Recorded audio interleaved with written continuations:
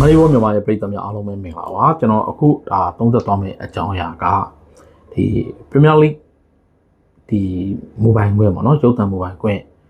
တိုက်ပွဲတွေကို Netflix ဝင်လာတယ်ဆိုတဲ့အကြောင်းဆိုတော့သတင်းတွေကလည်းထွက်နေတယ် Netflix ကဒီသူတို့ဘောလုံးလောကရဲ့ဝင်ဖို့စ조사တဲ့ခြေလှမ်းတွေမအောင်မြင်တဲ့နောက်မှာရက်သွားမဲ့အစားအရှင်ပိုတိုးမြင့်လာတဲ့အနေနဲ့ Premier League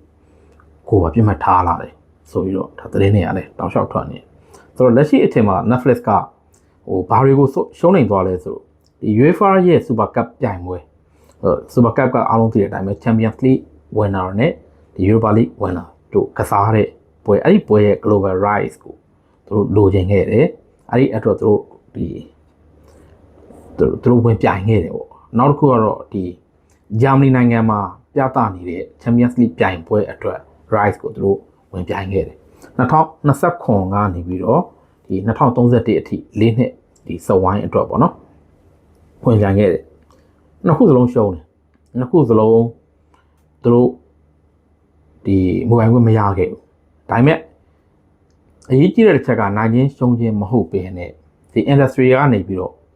တိလိုက်တာကပြီးတော့ industry ကို Netflix ကပြောလိုက်တာကငါတို့ဒီတိုက်ပွဲတွေဘောလုံးလောကတဲ့ football market တွေကိုငါတို့ဝင်လာပြီဆိုတဲ့အကြောင်းဒါကျင်ညာလိုက်တယ်လို့ပဲဆိုတော့လက်ရှိအနေထားမှာ Netflix ကအားကစားပွဲတွေကို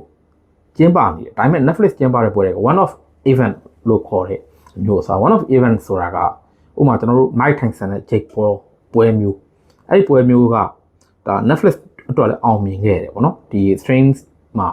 ကြည့်တဲ့အရေးအတွက်က65တန်း record နော်ပြီးတော့ဒီ NFL ရဲ့ Christmas game နော်အဲ့ဒီဟာကို Netflix ကပြတယ်ပြီးတော့ Jake Paul နဲ့ Anthony Joshua နဲ့ December 19မှာကစားမယ့်ပွဲအဲ့ဒီပွဲအတွက် Netflix ကဒါ mobile ခွင့်ရထားတယ်နောက်တစ်ချက်က2029 Women's World Cup နဲ့2031 Women's World Cup အဲ့ဒီပြိုင်ပွဲနှစ်ခုအတွက် USC rights ကိုသူတို့ရထားတယ် Women's World Cup က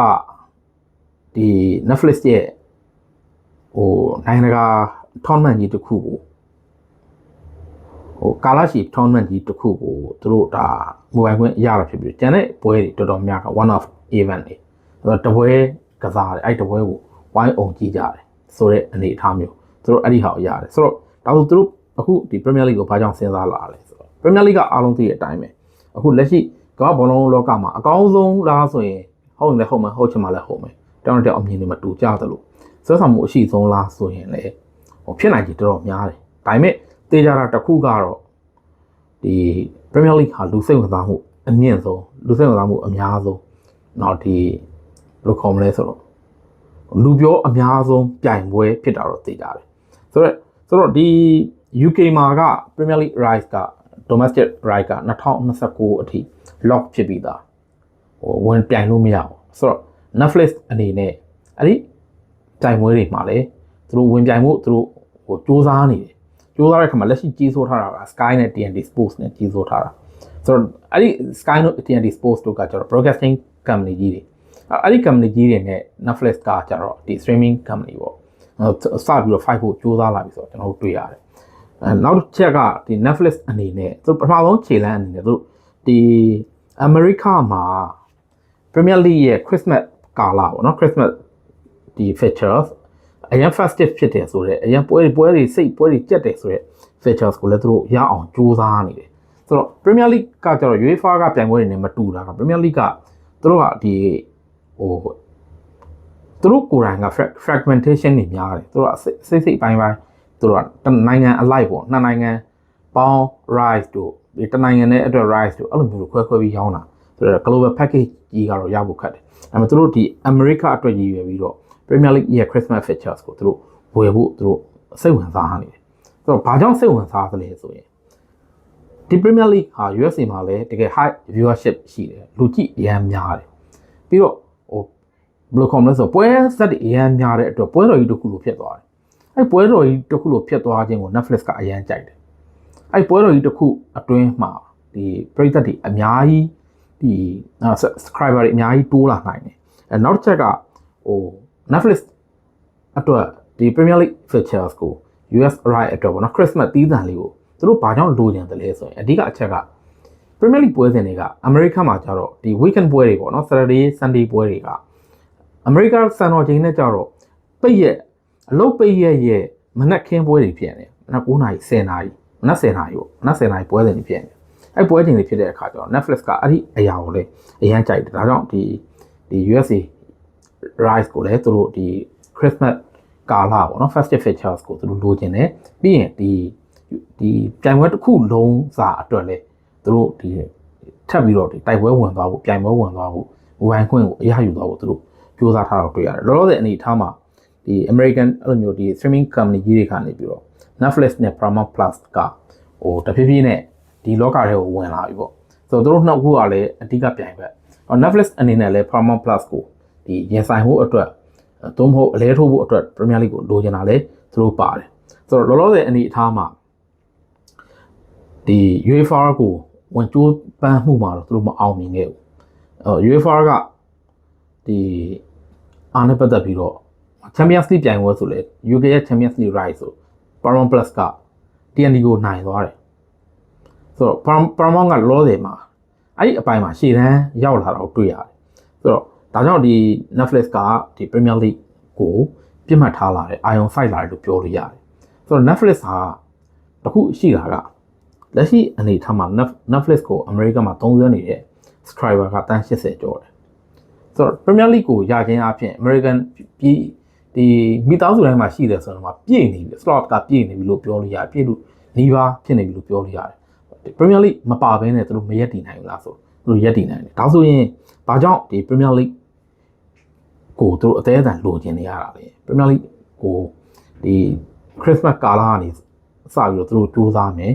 ပြီးရင်ဒီတရားစီလုံးဒီ America မှာပြသခွင့်အတွက်သူတို့စူးစမ်းမယ်ဘာကြောင့်အဲ့ဒီအလုပ်ကိုသူတို့လုပ်ရတာလဲဆိုတော့အဲ့ဒီနေရာမှာတော့ကျွန်တော်တို့နည်းနည်းလေးပြောစရာရှိလာပြီ Netflix အနေနဲ့ဒီ Premier League ကိုစူးစမ်းတဲ့အခါမှာနံပါတ်1ဒီ retention ကိုသူတို့လိုချင်တယ် retention ကဒီ Netflix အရန်ကိုဟိုဘယ်လိုခေါ်မလဲသူတို့ရဲ့ဈေးကွက်မဟာဗျူဟာအရာအဲ့ဒီမဟာဗျူဟာအရာ retention ဒီ subscriber တွေတိုးလာတယ်ပေါ့လေအဲ့ subscriber တွေတိုးလာတယ်တေချာတော့တိုးလာအောင် Premier League ကိုတိုးလာတဲ့အပြင်ကိုအဲ့ဒီတိုးလာတဲ့အပြင် Netflix ဆိုတာကဟိုလူတယောက်ကဒီဝယ်ထားပြီးရင်တစ်သက်လုံးကြည့်သွားမယ်လို့အာမခံလို့ရတဲ့ဟာမဟုတ်ဘူးအဲ့ canceling ပြန်လုပ်နိုင်တယ်အဲ့တော့အဲ့ဒီ canceling လုပ်တယ်တိုးလာတယ် canceling လုပ်တယ်တိုးလာဆိုတော့တိုးလာတဲ့သူကအဖက်မတင်ဘူးဖြစ်နေတယ်အဲ့ဒီခါကျတော့တိုးလဲတိုးလာမယ်တိုးလာတဲ့အပြင်ကိုဒီ canceling လုပ်တဲ့နှုံးကိုသူတို့ရပ်ပလိုက်မယ်ရပ်တဲ့အခါကျ Netflix ကိုသုံးတဲ့ viewer ဟာဒီထက်အများကြီးထပ်ပြီးတော့တိုးလာနိုင်တယ်ဆိုတော့အဲ့မှာနောက်ထပ်အရေးကြီးတဲ့တစ်ချက်ကကျွန်တော်တို့ဒီ ARPU လို့ခေါ်တယ် average revenue per ဒီ user ပေါ့နော်ဒီ user တူချင်းစီကနေရတဲ့ငွေဟာဥပမာ Netflix ကဒီနိုင်ငံတကာဈေးကွက်မှာနိုင်ငံတကာ ARPU မှာ Netflix ကတချို့နိုင်ငံတွေကိုရောင်းတဲ့အခါမှာ$3တချို့$5 international ဟာ$3တစ်လောက်ဒီsubscribing လုပ်တဲ့ကြေးက$3နဲ့$8ကြားပဲရှိပေမဲ့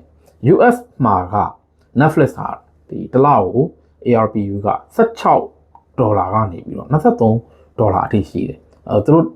ဒီဝယ်တဲ့ tier တွေပေါ်မူတည်ပြီးတော့ US မှာကဆိုတော့လွယ်လွယ်ပြောရင်နောက်တစ်ခုက US ဟာဒီ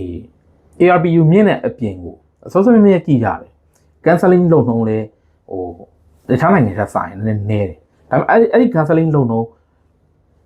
အမှတွေးစရာရှိတာကဘာလဲဆိုတော့ US ရဲ့ဒီ customer တဦးဟာကျွန်တော်တို့ဒီ foreign market တွေနဲ့ရှင်လိုက်ရင် foreign market တွေနဲ့ရှင်လိုက်ရင်3ယောက်ကနေ5ယောက်စာလောက်ဟိုတန်ဖိုးကွာခြားမှုရှိတယ် US customer တဦးဟာနိုင်ငံက customer 3ယောက်သို့မဟုတ်5ယောက်စာလောက်တန်ဖိုးရှိတယ်ဆိုတော့ US customer တွေကို retain လုပ်ထားနိုင်တယ်ဆက်ပြီးတော့ထိန်းထားနိုင်ဖို့ဆိုတာကသူတို့ရဲ့ဒီဘဏ္ဍာရေးဆိုင်ရာပေါ့နော်ဒီ financial အတွက်အရန်ကိုအရေးကြီးတဲ့မဟာဗျူဟာလည်းဖြစ်တယ်ဒါကြောင့်ဒီ US user တွေကိုဒီအထူးသဖြင့်ဆိုရင်ဒီ US user တွေရဲ့ဒီတယောက်ချင်းစီကနေရတဲ့ငွေများတာရောပြီးတော့ဟို user တွေကိုဆက်ထိန်းထားဖို့ရောပြီးတော့ဆက်ထိန်းထားနိုင်ခြင်းအပြင်ထပ်တိုးလာနိုင်တဲ့ user တွေကဟိုအသက်တင်ကြံတာမျိုးအဲ့ဒီအချက်တွေ Premier League ကနောက် Premier League ကကြတော့ဟို user ထဲမှာမှသူ premium tier ပုံစံမျိုးသွားမှာ ပုံမှန် Netflix ကိုရုပ်ရှင်တွေပဲကြည့်ရင်တစ်စည်းပေါ့ဗျာဒီ Premier League ပါတဲ့ package ကိုဝယ်ရင်တစ်စည်းဆိုတဲ့ပုံစံမျိုးသွားမှာအဲ့လိုသွားမှာဖြစ်တဲ့အတွက်ဒီ Premier League ကိုသူတို့အရန်လိုချင်တာလို့လည်းပြောလို့ရတယ်နောက်တစ်ချက်ကဘာလဲဆိုတော့ဒီ Premier League ကိုရရှိခြင်းအားဖြင့် Netflix ရဲ့ဒီ global ကုန်သတင်းကပို့ပြီးတော့ကြီးလာမယ်အဲ့ဒီအချက်ကလည်း Premier League အတွက် Netflix အတွက်အရေးကြီးတယ်နောက်တစ်ချက်ကဘာလဲဆိုတော့ကျွန်တော်တို့ advertising revenue လို့ခေါ်တာပထမပိုင်းအပြီးပွဲမကန်ခင်နဲ့ပထမပိုင်းအပြီးအထူးသဖြင့်ပထမပိုင်းနဲ့ဒုတိယပိုင်းကျ half time အဲ့ half time မှာကြော်ညာတွေအဲ့ကြော်ညာတွေအဲ့ဒီဟာကဒီ advertising revenue ကရုပ်ရှင်ကနေမရနိုင်ဘူးတခြား documentary ကနေမရနိုင်ဘူးဒါဒါပေမဲ့ Premier League ကနေပြီးတော့ရနိုင်တယ်ပြီးတော့ Premier League ဟာဒီတစ်ကမ္ဘာလုံးကဒီ company တွေကြော်ညာဖို့အတွက်စိတ်ဝင်စားတဲ့နေရာဖြစ်တယ် USA company တွေကြော်ညာဖို့အတွက်စိတ်ဝင်စားတဲ့နေရာဖြစ်တယ်အဲ့ဒီအတွက်သူတို့က Premier League ကိုလိုချင်တယ်ဆိုတော့ retention အတွက်ရယ်ပြီးတော့ဒီ ARPU မြင့်တဲ့အတွက်ရယ်ပြီးတော့ကြော်ညာဝင်ငွေအတွက်ရယ်နောက်တစ်ချက်ကကျတော့ဟို competitor blocking လုပ်တာပေါ့ဒီ America မှာကအပြိုင်အဆိုင်တွေရှိတာပေါ့ဥပမာအဖြစ်ကျွန်တော်တို့ဒီ Apple TV ဆို Major League ကိုပြတယ် Netflix ကမဟုတ်ဘူးငါတို့က Premier League ကိုပြတယ်ဆိုတော့တစ်ချက်ပြီးတော့တခြားပြိုင်ဘက်တွေကိုအလဲထိုးဖို့နောက်ကောက်ချဖို့အတွက်ဟိုရှိသမျှတခြားဒီ blue com လဲဆိုတော့ဒီ streaming platform တွေကိုသုံးနေတဲ့သူတွေပါရောက်လာဖို့အတွက်ဆိုတော့ Netflix က Premier League ကိုလိုချင်တယ်နောက်တစ်ချက်စောစောမှပြောသလိုပဲ brand dominance ပေါ့နော်ဒီ Netflix ရဲ့ brand ဟာပို့ပြီးတော့ကြီးလာမယ်ပြီးတော့နောက်ပိုင်းကျရင် Netflix ကဒီထက်ပိုပြီးတော့အားကောင်းတဲ့ပြိုင်ပွဲတွေကိုပါထပ်ပြီးတော့ဝင်ရောက်လာမယ်ဆိုတော့ဒါ Netflix ရဲ့ခြေလှမ်းတွေပဲအဲ့ဒီခြေလှမ်းတွေနဲ့အပေါ်မူတည်ပြီးတော့ဒီ Netflix ဟာအမေရိကအပြင်ကိုတခြားနိုင်ငံဥပမာ Germany အတွက်ဝယ်တာမျိုးတို့ UK အတွက်ဒီဝယ်တာမျိုးတို့တခြားသောဒီဟိုနိုင်ငံတွေလည်းသူတို့စိတ်ဝင်စားတဲ့နိုင်ငံတွေရှိတယ်ဥပမာအဖြစ်ဆိုသူတို့အိန္ဒိယကိုစိတ်ဝင်စားတယ်အိန္ဒိယမှာဒီ Premier League ဟိုကြည့်ရှုမှုနှုန်းဟာဟိုတဖြည်းဖြည်းနဲ့ပေါက်ပွဲထွက်လာတယ်ပြီးတော့ Korea နဲ့ Japan အဲ့လို Korea Japan region အတွက်သူကဒီ Premier League ကရောင်းတဲ့ပုံစံကလည်းဒီ regional fragmentation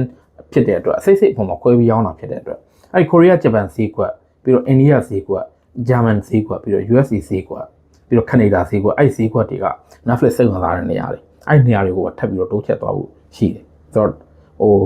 အကျိုးမဲ့ sorry ဒီအကြောင်းမဲ့ပေါ့နော်အကြောင်းမဲ့စူးစမ်းတာတော့မဟုတ်ဘူးလောလောဆယ်သူတို့ဝင်ပြီးတော့ rice တွေဝယ်တဲ့အခါမှာအတွေ့အကြုံနည်းတာရောယုံကြည်မှုနည်းသေးတာရောပြီးတော့သူတို့ရဲ့ဒီပြည်မဆက်ဆံရေးပေါ့နော်ဒီဆက်ဆံရေးအပိုင်းမှာလိုအပ်ချက်ရှိနေတာအကြောင်းရောသူတို့တိုးမပေါက်သေးမယ်ဟိုသူကနောက်မဆုတ်တဲ့အပြင်ပို့ပြီးတော့အချိန်မြင့်တဲ့အနေနဲ့ Premier League ကိုပါဝင်ပြိုင်တော့မယ်ဆိုတော့ broadcasting company တွေအတွက်လည်းစိုးရိမ်စာဖြစ်သွားတယ်ပြီးတော့တခြားသောဒီ streaming platform တွေအတွက်လည်းဒီစိုးရိမ်စာဖြစ်သွားတယ် Netflix ကတော့သိကြတယ်ဒီ Premier League ဒီတိုက်ပွဲတွေကိုဝင်လာပြီပေါ့ဆိုတော့ဒါတော့ဒီ Netflix နဲ့ဒီ Premier League အခြေအနေနဲ့ပတ်သက်ပြီးတော့သုံးသပ်တင်ဆက်ခဲ့တာဖြစ်ပါတယ်ကြည့်ရှုအားပေးခဲ့ကြတဲ့ Moneyball ပရိသတ်များအားလုံးအထူးပဲကျေးဇူးတင်ပါတယ်